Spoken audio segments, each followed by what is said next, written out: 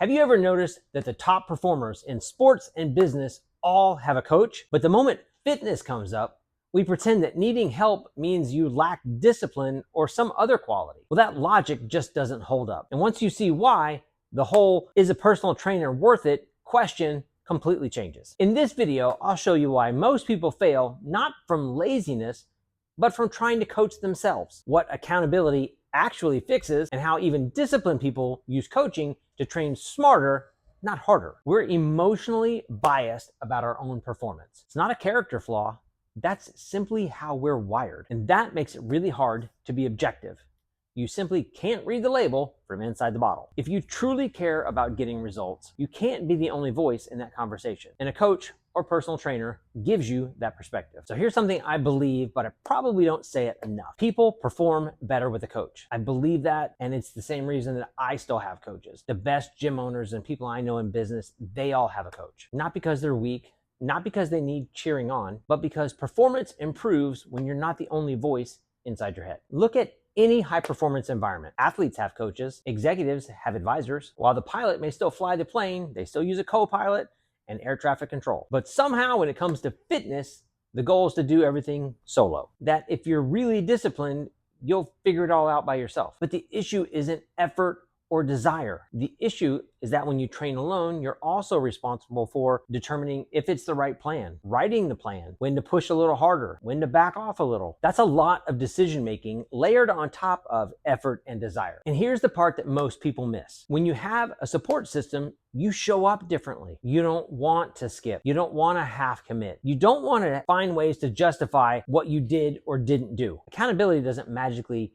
give you discipline. It changes the environment in which you operate. Once the plan is clear and someone else is paying attention, consistency no longer becomes a negotiation. You're not buying motivation, you're buying fewer decisions. And once those decisions are off the table, your effort can go where it needs to. Which brings up the real question that people should be asking: what does accountability fix on a daily basis? Most people think accountability works because it makes you try harder, but that's not what's happening. What accountability does is it changes the environment around your training. When you're training on your own, everything becomes optional.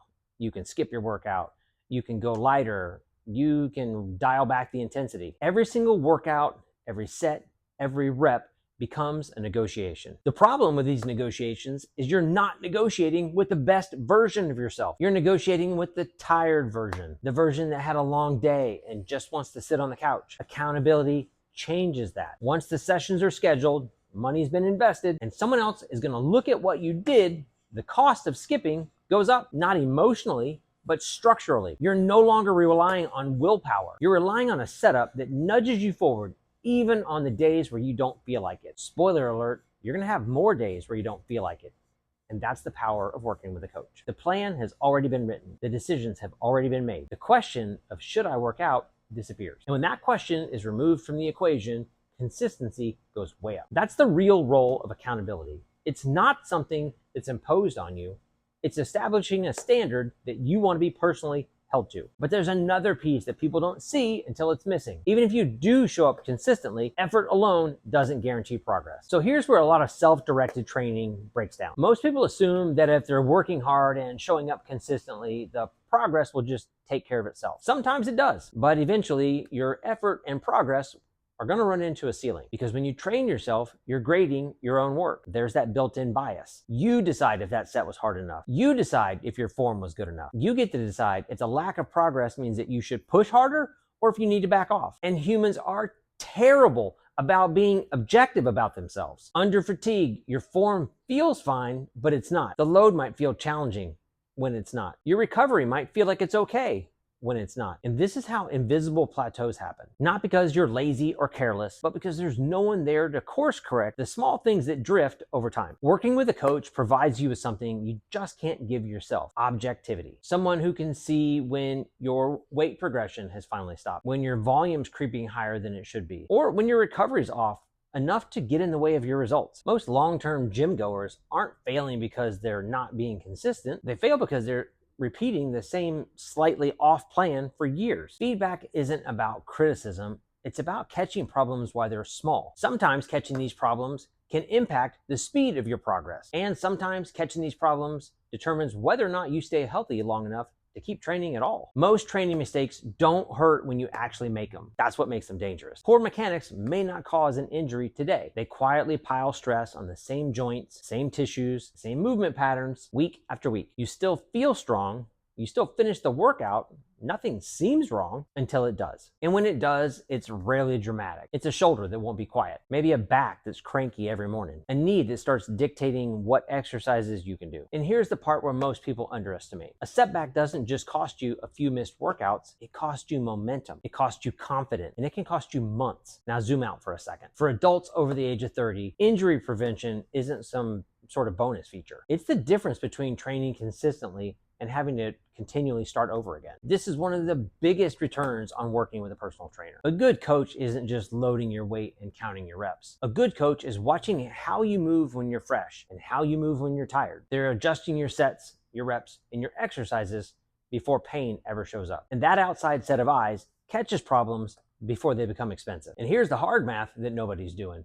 The cost of working with a personal trainer is less than the cost of an injury that keeps you sidelined for months. Not just financially, but mentally. Once people start to feel fragile, they stop pushing as hard. They stop trusting their bodies, and their confidence slowly erodes. And here's another shocker. Most people don't struggle with nutrition or recovery because they're uninformed. They've read the articles, they know that protein matters, they know that sleep matters, they know that stress affects their progress. The problem isn't knowledge, the problem is applying that knowledge under real life conditions, like when work gets busy or family stuff hits, when your motivation drops. That's where self-guided plans tend to fall apart. Without feedback or check-ins, those small compromises start adding up. Your nutrition starts to slip, start skipping workouts, and your recovery gets treated like an afterthought. Often the coach's role isn't to give you new information, it's to remind you about things you already know. Not to judge you, not to lecture you, but to help you recognize when a bad day turning into a bad week and then a bad month. That's why regular check-ins work. They keep the plan alive when real life starts to happen. Knowing what to do is easy. Actually doing it, especially when things aren't ideal, this is the value of working with a personal trainer. And this leads me to something that surprises a lot of people. You don't need a personal trainer to exercise. You can work out all by yourself. But most people don't become who they want to be physically without a coach. Not because they're lazy, not because they're incapable, but because progress at that level requires consistency while navigating all of life's obstacles. And that's the real value of coaching. It's having structure when life gets chaotic. It's having real-time feedback so you can get back on track faster. Time is the resource that people underestimate the most. They'll grind for years thinking they're being patient, when really they're just repeating the same mistakes. There are few things worse than running enthusiastically in the wrong direction, and a coach can help you correct that. Once you see that, the question stops being, is a personal trainer worth it? The question becomes something else entirely. Who do you want to become, and what's the best way for you to get there?